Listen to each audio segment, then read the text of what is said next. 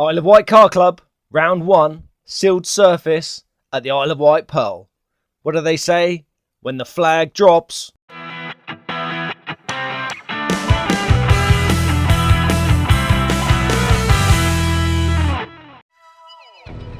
It doesn't matter if you're driving your car to the event or you're having it trailered. You better get there early because there's a lot to do before the event starts.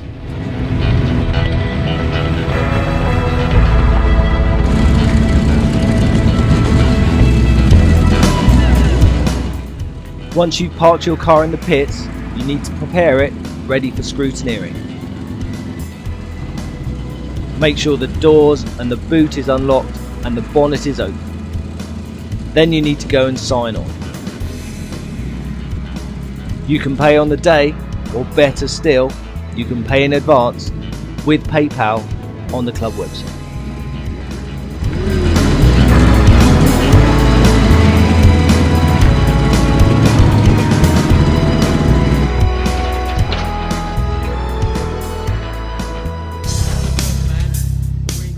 Before every event, there's a driver's briefing.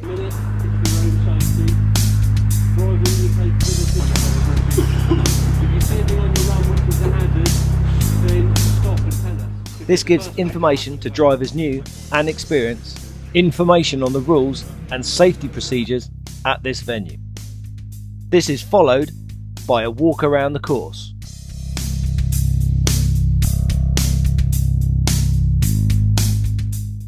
Pay attention because you're going to need to remember it. To help you one more time, you'll be able to see a driver drive the course at a slow speed.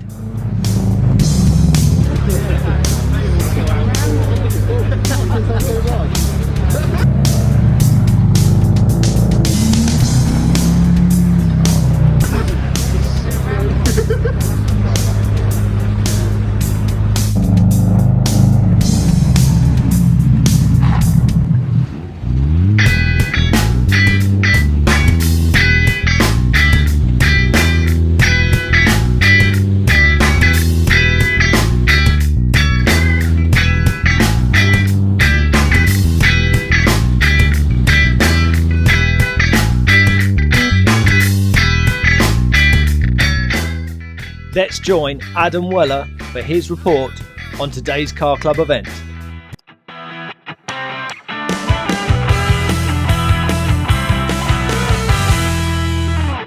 After the long, cold winter break, Dean Long was the man to make an early mark on the 2015 season with a round-winning performance at the compact Isle of Wight Pearl course, setting a time of 34.48 seconds.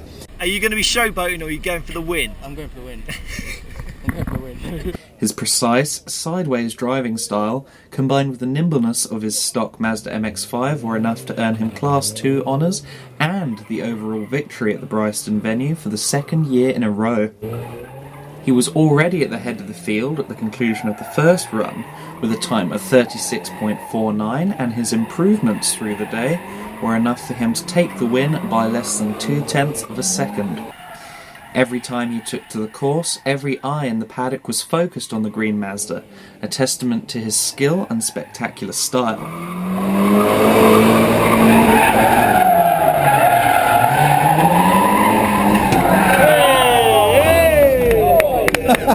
He was far from unchallenged during the day. On run 2, Chris Greenan looked to have leapfrogged Long's time with a 35.77. However, the marshals called a wrong test, invalidating his time. He would ultimately end up 9th overall behind his sons Adam, who finished 7th, and Andy, who finished 6th. They were also the top 2 drivers in Class 3. Ryan Munt stamped his authority on run 2, setting a 35.69, taking the overall lead in the process. He would not be a feature during the third run of the day due to timekeeping and marshalling duties, and even when he had the chance to complete his runs, he was unable to trump the times of Joe Moore in the Stylus or Will Thomas in the Special. He briefly took the lead with a 34.6 on his 5th official run, but Dean Long immediately responded with the time that was ultimately enough to secure victory, the 34.48. It should be noted that one of Ryan Munt's better runs was invalidated due to a timing system failure during run 4. Munt was unable to improve on his 6th run and finished the day 2nd overall, while the man he shared his low cost with, Steve Wells, came within 1/100th of a second of taking 2nd position on his 6th run. Joe Moore, who showed promise in 2014 behind the wheel of a Ford Puma, brought his lightweight Stylus sports car to the Pearl. This resulted in 4th overall on the day and 3rd in Class 5 behind the 2 low-cost runners.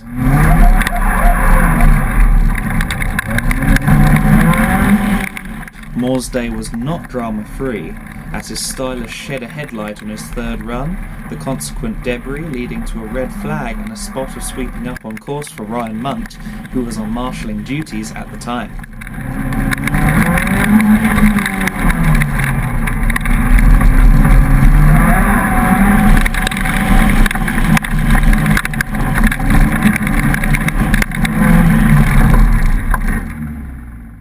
Will Thomas ultimately finished 5th overall despite setting just 2 valid runs during the event. He seemed to have a lot of speed behind the wheel of the Honda Fireblade powered Special and could be a contender for victories during 2015. Darrell Turner didn't seem to find the same groove as his teammate Dean Long during the event, but still set a time quick enough for 8th overall and 2nd in Class 2. Wayne Hull, also behind the wheel of a Mazda MX-5, rounded out the Class 2 rostrum and the overall top 10. Class 4 victor Danny Grist ran as high as 3rd overall early on in the day, but ultimately missed out on a top 10 spot, finishing the day 11th overall. Hey, you've got no handbrake! No. What's your tactic? Be really aggressive again. Last time we're too aggressive, pop the tyre off. So now you're going to go, what, really aggressive? Oh, we'll see what happens.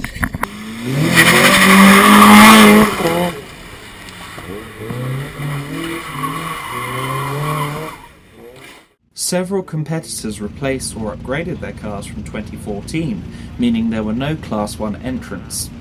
It also meant that reigning sealed surface champion Kevin Richardson ended the day a mere 25th, but expect him to improve as he acclimatises to his new rear-wheel drive Mark I Mazda MX-5. Dan Morgan, last year's overall champion, was also in an uncharacteristically low position at the end of the day. This year he has also opted to run a Mark I MX-5 alongside his brothers Adam and Ben.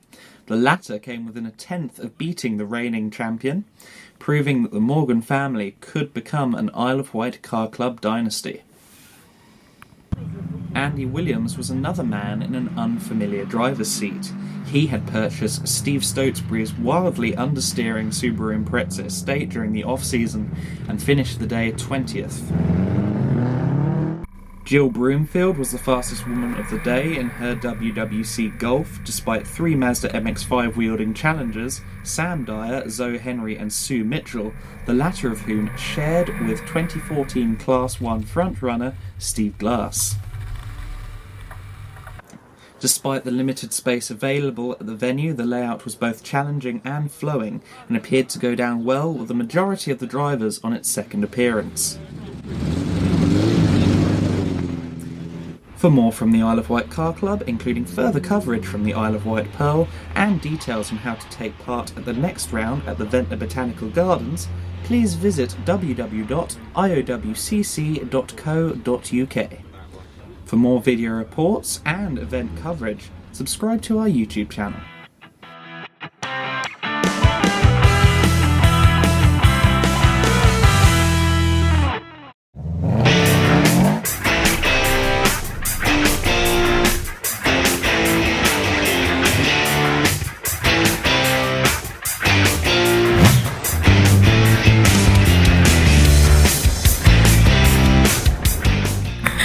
You've upgraded from Class 1 to Class 2. Why did you do that? Come to take on the big boys.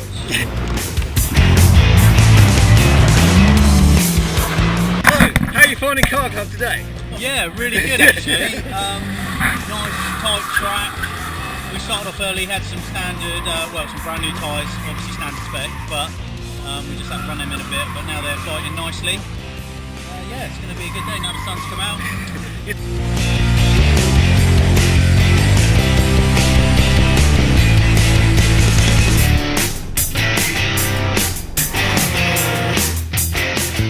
What happened? A headlight fell out.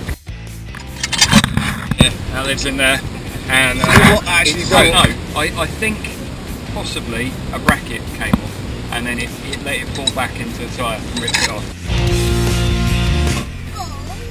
A ball? This isn't a ball, this is a microphone! No, it's a microphone! No, it's a microphone.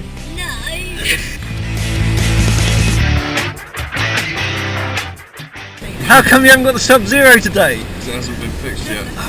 Blame Brian.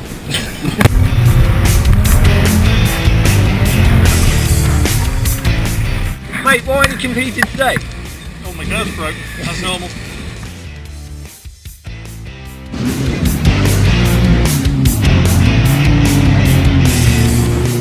How come you're not in your special then? Because it's shit.